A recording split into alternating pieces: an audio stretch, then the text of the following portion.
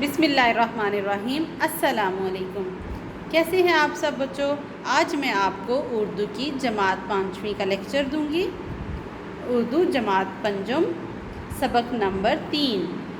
سبق نمبر 3 کی ہم پڑھائی کریں گے۔ سبق کا نام ہے ہمارے پیارے نبی صلی اللہ علیہ وآلہ وسلم۔ ٹھیک ہے، ہمارے پاس سبق ہے ہمارے پیارے نبی صلی اللہ علیہ وآلہ وسلم، اور اس کی ہم پڑھائی کریں گے۔ پڑھائی کرنے کا مقصد کیا ہے کہ طلبہ کو رسول صلی اللہ علیہ وسلم کی زندگی کے مختلف پہلوؤں کے بارے میں بتائیں گے۔ رسول صلی اللہ علیہ وآلہ وسلم کی عفو درگزر کی صفت کے ذریعے طلبہ کو معاف کر دینے اور بدلہ نہ لینے کا سبق دینا کہ جو ہمارے پیارے نبی صلی اللہ علیہ وآلہ وسلم ہیں انہوں نے کبھی بھی بدلہ نہیں لیا اور اپنی زندگی میں عفو درگزر کی صفت اپنائی، مطلب معاف کر دیتے تھے تمام اگر کوئی ان کے ساتھ برا بھی کرتا تھا۔ طلبہ کو بتانا کہ اسوہ حسنہ پر عمل ہی دنیاوی اور اخروی زندگی کی کامیابی ہے۔ اسوہ حسنہ پر عمل کرنا مطلب حضرت محمد صلی اللہ علیہ وآلہ وسلم کی زندگی پر عمل کرنا، حضرت محمد صلی اللہ علیہ وآلہ وسلم کی زندگی کی پیروی کرنا پر ہی ہم کامیاب ہو سکتے ہیں، اس دنیا میں بھی اور آخرت میں بھی۔ اب ہم پڑھائی کی طرف جاتے ہیں۔ اللہ سبحانہ و تعالیٰ پر ایمان کے بعد کسی بھی مسلمان کے لیے سب سے قیمتی ترین متاع رسول صلی اللہ علیہ وآلہ وسلم کے ساتھ عقیدت و محبت ہے۔ ٹھیک ہے بیٹا، اب یہ ہمارا سبق ہے جو ہمارے پیارے نبی صلی اللہ علیہ وآلہ وسلم، آپ کو ایک بات میں یاد دہانی کروا دیتی ہوں کہ جب بھی صلی اللہ علیہ وآلہ وسلم حضرت محمد صلی اللہ علیہ وسلم پر درود شریف پڑھا جاتا ہے، اگر میں جیسے پڑھ رہی ہوں، میں درود شریف بھیج رہی ہوں آپ صلی اللہ علیہ وآلہ وسلم پر، تو بیٹا آپ بھی جب سنیں تو آپ بھی اپنے ساتھ درود شریف کا ہدیہ حضرت محمد صلی اللہ علیہ وسلم کو پیش کریں گے۔ ٹھیک ہے، تو حضرت محمد صلی اللہ علیہ وسلم کو درود شریف پڑھیں گے۔ بلکہ اب اللہ سبحانہ تعالیٰ پر ایمان کے بعد کسی بھی مسلمان کے لیے سب سے قیمتی ترین متاع رسول صلی اللہ علیہ وسلم کے ساتھ عقیدت و محبت ہے، بلکہ اللہ سبحانہ تعالیٰ کی معرفت اور خوشنودی کے حصول کا واحد طریقہ بھی اتباع رسول صلی اللہ علیہ وآلہ وسلم پر ہی منحصر ہے۔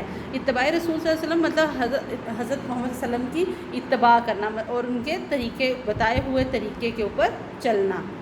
حضور صلی اللہ علیہ وآلہ وسلم کی حیات طیبہ مطلب پاک زندگی، ٹھیک ہے، طیبہ مطلب پاک اور حیات زندگی مطلب انہوں نے تمام زندگی تمام مسلمانوں کے لیے ہدایت کا ذریعہ ہے، بہترین نمونہ ہے۔ ٹھیک ہے، نبی کریم صلی اللہ علیہ وسلم کی سنت طیبہ سے تمام شعبہ زندگی کے افراد مستفید ہو رہے ہیں، مطلب حضرت محمد صلی اللہ علیہ وسلم کی زندگی کسی ایک شعبہ یا کسی ایک دو لوگوں کے لیے نہیں، تمام لوگوں کے لیے، اور تمام لوگ جس بھی شعبے میں ہیں، جس ڈپارٹمنٹ میں کام کرتے ہیں، جہاں بھی کام کرتے ہیں، ان کے لیے حضرت محمد صلی اللہ علیہ وسلم کی زندگی ہے، ان کے بتائے ہوئے طریقے ہیں، اس پر اگر وہ عمل کریں گے تو مستفید رہیں گے، مطلب ان کو فائدہ حاصل رہے گا۔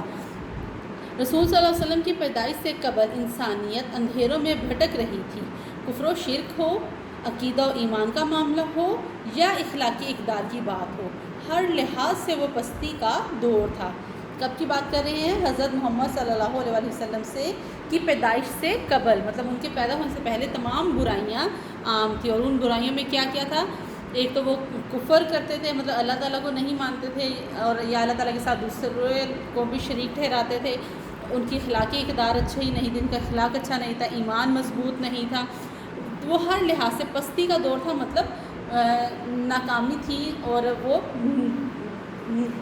کہہ لیں کہ پستی کا دور تھا، مطلب بہت زیادہ نیچے تھے عام زندگی کے اصولوں پر عمل پیرا نہیں تھے، ان کو ترقی نہیں تھی، تنزلی ہوئی تھی، بت پرستی اور گمراہی اس معاشرے میں موجود تھی، معمولی باتوں پر جھگڑا، اب یہ تمام وہ برائیاں بتائی جا رہی ہیں جو حضرت محمد صلی اللہ علیہ وسلم کی زندگی سے پہلے تھی۔ ٹھیک ہے، وہ برائیاں معمولی باتوں پر لڑائی جھگڑا، قتل و غارت گری، فتنہ فساد اور خون ریزی عام بات تھی۔ خون ریزی مطلب قتل کر دینا لوگوں کو، ہر طرف لوٹ کھسوٹ کا بازار گرم تھا، مطلب چھینتے تھے لوگوں سے، ان کا حق چھین لیا جاتا تھا، یا کوئی چیزیں عام چھینی جاتی تھی، مطلب لوٹ کھسوٹ مطلب چھینا چھپٹی کا بازار گرم تھا۔ قاعدہ قانون نامی کوئی چیز نہیں تھی، مطلب کوئی رول، کوئی ریگولیشنز نہیں تھے۔ قاعدہ قانون کا مطلب کوئی اصول نہیں تھے کہ جس سے ایک زندگی کو منظم بنا کے گزاری جا سکے، وہ کوئی اصول نہیں تھے۔ ہر برائی اپنے عروج پر تھی، ہر لحاظ سے وہ پستی کی انتہا کو پہنچے ہوئے تھے، ٹھیک ہے، اور مطلب پستی مطلب تنزلی کا شکار تھے، ان کو کسی طرح کی کوئی ترقی حاصل نہ تھی۔ اگلے صفحے پہ آ جاتے ہیں، صفحہ نمبر 10۔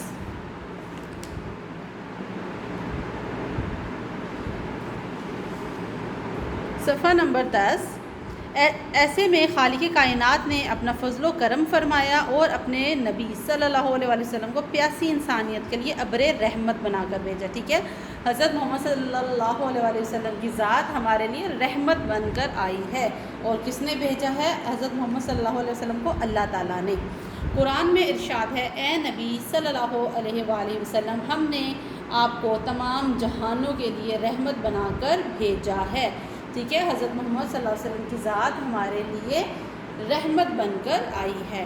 حضرت علی رضی اللہ تعالیٰ عنہ، حضرت عائشہ رضی اللہ تعالیٰ عنہ، حضرت انس رضی اللہ تعالیٰ عنہ، حضرت ہند رضی اللہ تعالیٰ عنہ بن ابی حالہ، جو مدتوں آپ صلی اللہ علیہ وسلم کی خدمت میں رہے، ان سب کا متفقاً بیان ہے کہ آپ صلی اللہ علیہ وسلم نہایت نرم مزاج، خوش اخلاق اور نیک سیرت تھے۔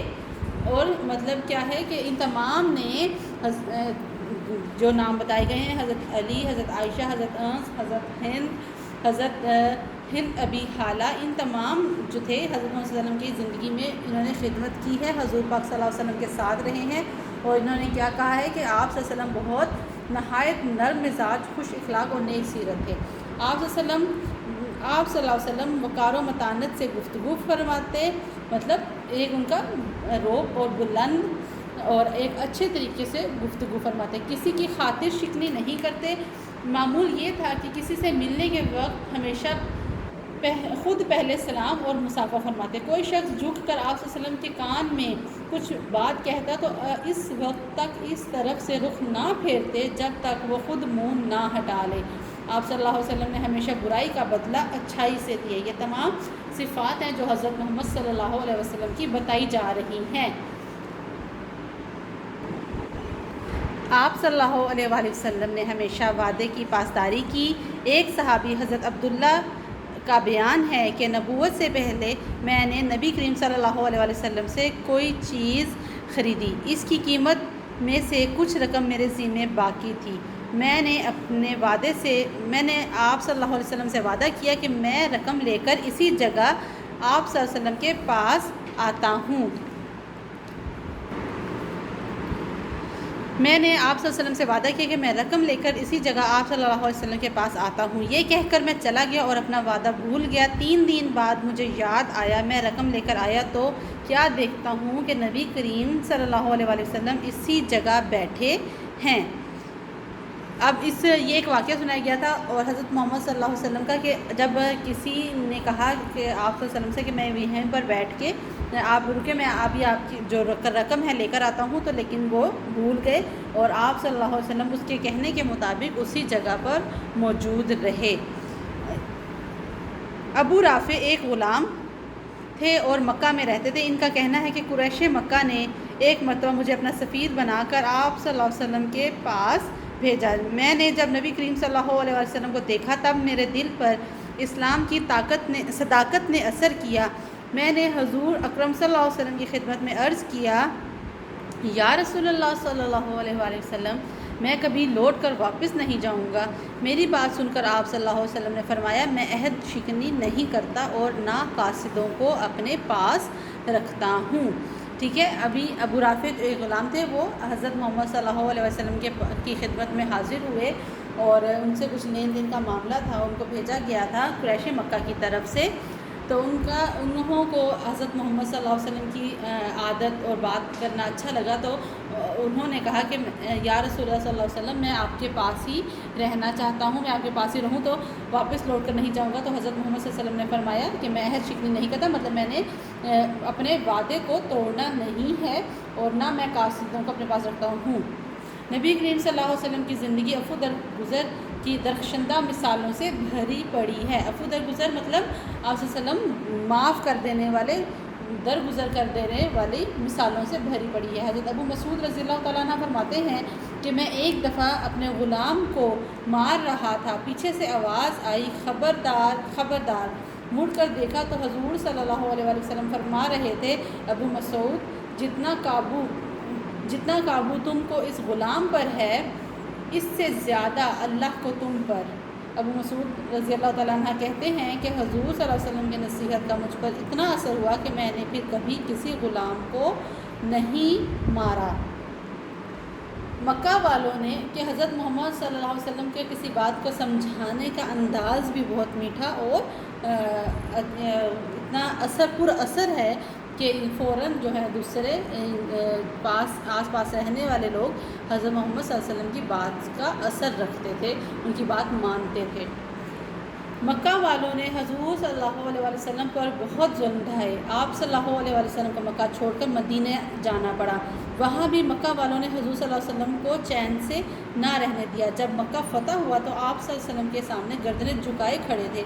اس وقت حضور صلی اللہ علیہ وسلم ان سے بدلہ لے سکتے تھے، لیکن آپ صلی اللہ علیہ وسلم نے سب کو معاف کر دیا، کیونکہ حضرت محمد صلی اللہ علیہ وسلم کی سب سے بڑی جو خوبی ہے عفو درگزر، معاف کر دینا۔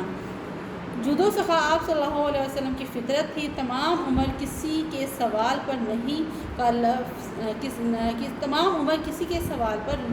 کا لفظ نہیں فرمایا۔ عام فیاضی کا یہ حال تھا، مطلب اتنے سخاوت پسند تھے، اتنے ان کا عادت تھی کہ نہ ایک فضول خرچ اور نہ شاہ خرچ، مطلب دوسروں کو دینے والے، سخی، دوسروں کو دینے والے ان کی ایک صفت تھی۔ عام فیاضی کا یہ حال تھا کہ جو شخص آپ صلی اللہ علیہ وسلم کی خدمت میں حاضر ہوتا، اگر آپ صلی اللہ علیہ وسلم کے پاس کچھ سرمایہ موجود ہوتا تو اس کو کچھ نہ کچھ ضرور عطا فرماتے، ٹھیک ہے، جو بھی گھر میں موجود ہوتا ان کو ضرور عطا فرماتے، ورنہ وعدہ فرما لیتے کہ اگر گھر میں ابھی کچھ ایسا موجود نہ ہوتا تو پھر وعدہ فرما لیتے کہ انشاءاللہ میں آپ کو پھر دوں گا۔ کھانے پینے کی چیزوں میں معمولی سے معمولی چیز بھی تنہا نہ کھاتے، بلکہ تمام صحابہ رضی اللہ عنہ کو شریک فرما لیتے کہ کچھ بھی کھانے پینے کی کوئی چیز ہوتی تو خود اکیلے نہیں کھانا پسند کرتے تھے، سب کو اکٹھا مل بیٹھ کر کھانا پسند کرتے تھے۔ کسی غزوے میں 130 صحابہ رضی اللہ تعالیٰ عنہ ساتھ تھے۔ آپ صلی اللہ علیہ وآلہ وسلم نے ایک بکری خرید کر ذبح کروائی اور کلیجی بھوننے کا حکم دیا۔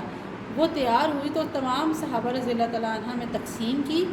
جو لوگ موجود نہ تھے ان کا حصہ الگ محفوظ رکھا، ٹھیک ہے، کہ حضرت محمد صلی اللہ علیہ وسلم نے ایک چھوٹی سے چھوٹی چیز جتنی بھی ہوتی اور اس میں تمام کے تمام لوگوں کو شامل کرتے۔ حضور صلی اللہ علیہ وسلم صفائی کا ہمیشہ خیال رکھتے تھے۔ آپ صلی اللہ علیہ وسلم سادہ زندگی پسند کرتے تھے۔ آپ صلی اللہ علیہ وسلم اپنا ہر کام اپنے ہاتھ سے کرتے، اپنے جوتے خود مرمت کرتے، نیکسٹ پیج صفحہ نمبر 11، اپنے جوتے خود مرمت کرتے، اپنے کپڑوں کو خود پیوند لگاتے، بکری کا دودھ دھوتے، صحن کی صفائی کرتے، پتھر اٹھاتے، پانی لاتے اور اپنے ساتھیوں کے ساتھ مل کر سخت محنت کا کام بھی بڑے شوق سے کرتے تھے۔ مطلب حضور پاک صلی اللہ علیہ وآلہ وسلم کی کیا عادت تھی کہ اپنا کام بہت خوش ہو کر اور خود کرتے، شوق سے کرتے۔ آپ صلی اللہ علیہ وسلم خود بھی محنت اور مشقت کے عادی تھے اور دوسروں کو بھی محنت کی تلقین کرتے۔ آپ صلی اللہ علیہ وسلم یتیموں پر شفقت فرماتے۔ آپ صلی اللہ علیہ وسلم کے پاس اپنی ضرورت سے زیادہ جو کچھ ہوتا وہ غریبوں میں تقسیم کر دیتے، بلکہ خود بھوکے رہ کر بھی حاجت مندوں کو کھانا کھلاتے۔ آپ صلی اللہ علیہ وسلم کا فرمان ہے، سب انسان برابر ہیں، امیر ہو یا غریب، گورا ہو یا کالا، اللہ کے ہاں عزت والا وہ ہے جو نیک اور پرہیزگار ہے۔ حضور صلی اللہ علیہ وآلہ وسلم کی سیرت دنیا کے ہر انسان کے لیے فلاح اور کامیابی کا ذریعہ ہے، جس کی روشنی دنیا میں امن و امان، محبت، خلوص اور مساوات کا درس ملتا ہے۔ ہر مسلمان سنت نبوی صلی اللہ علیہ وآلہ وسلم پر عمل کر کے دنیا اور آخرت میں کامیابی حاصل کر سکتا ہے۔ یہ تمام باتیں تھیں جو حضرت محمد صلی اللہ علیہ وآلہ وسلم کے متعلق تھیں، ان کی ان کا رہنا سہنا، ان کی عادات، ان کی زندگی کا طریقہ، اور ان کے ساتھ جو جیسے صحابہ کرام دوسرے صحابہ کرام رہتے تھے، ان کی خدمت میں حاضر ہوتے تھے، ان کے بقول ان کی حضرت محمد صلی اللہ علیہ وسلم کی زندگی کا طرز طریقہ کیسا تھا، وہ اس تمام باتیں آپ نے اس سبق میں پڑھی، آپ کو سمجھ آئی ہوگی۔ اب ہم آ جاتے ہیں اب اس کی مشق کی طرف، کتابی مشق۔ اس کے سوالات کے جوابات ہم یہ ورک بک میں سے سالو کریں گے۔ ابھی ہے خالی جگہ پر کریں، ٹھیک ہے۔ سوال نمبر 5 ہے، خالی جگہ پر کریں۔ حضور صلی اللہ علیہ وسلم کی حیات طیبہ تمام مسلمانوں کے لیے ہدایت کا بہترین نمونہ ہے۔ بیٹا اس کو آپ فل کریں، حیات طیبہ، اور ساتھ ساتھ اپنی بک کے اوپر لکھیں گے۔ ڈیش اور ہر گمراہی اس معاشرے میں موجود تھی۔ کون کون سی؟ بت پرستی، ٹھیک ہے، بت پرستی اور ہر گمراہی اس معاشرے میں موجود تھی۔ آپ صلی اللہ علیہ وسلم نے ہمیشہ ڈیش کی وعدے کی پاسداری کی۔ آپ صلی اللہ علیہ وسلم کا فرمان ہے، سب انسان برابر ہیں، ڈیش ہو یا غریب، امیر ہو یا غریب، گورا ہو یا کالا، خدا کے ہاں عزت والا ہے جو نیک اور پرہیزگار ہے، ٹھیک ہے، جو نیک اور پرہیزگار ہے۔ اگلی خالی جگہ پر آ جاتے ہیں۔ کسی غزوے میں ڈیش صحابہ ساتھ تھے۔ کتنے صحابہ ساتھ تھے؟ 130 صحابہ ساتھ تھے۔ آپ صلی اللہ علیہ وسلم نے بکری خرید کر ذبح کروائی اور کلیجی بھوننے کا حکم دیا۔ اگلی خالی جگہ پر حضور صلی اللہ علیہ وسلم کی سیرت دنیا کے ہر انسان کے لیے ڈیش اور ڈیش کا ذریعہ ہے، فلاح اور کامیابی کا ذریعہ ہے۔ اگلا سوال ہے، سبق میں کن 4 شخصیات کا ذکر ہے جو حضور صلی اللہ علیہ وسلم کی خدمت میں مدتوں رہے؟ ٹھیک ہے، حضرت علی، حضرت عائشہ، آپ سب بیٹا لکھتے جائیں اپنی اپنی بک کے اوپر اور اچھی رائٹنگ میں۔ حضرت انس رضی اللہ تعالیٰ عنہ، حضرت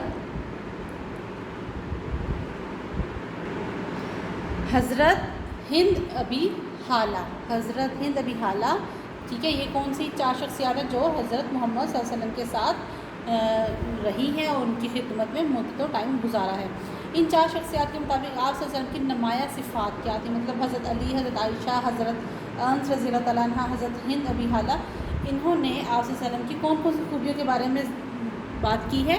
نرم مزاج تھے، خوش اخلاق، نیک سیرت، صادق اور امین، ٹھیک ہے۔ نیکسٹ آ جاتے ہیں سوال نمبر 7 کی طرف۔ درج ذیل الفاظ کو درست معنی سے ملائیں۔ عقیدہ و ایمان، اس کا مطلب کیا ہے؟ عقیدہ ایمان کا مطلب ہے دل میں جمایا ہوا یقین، ٹھیک ہے۔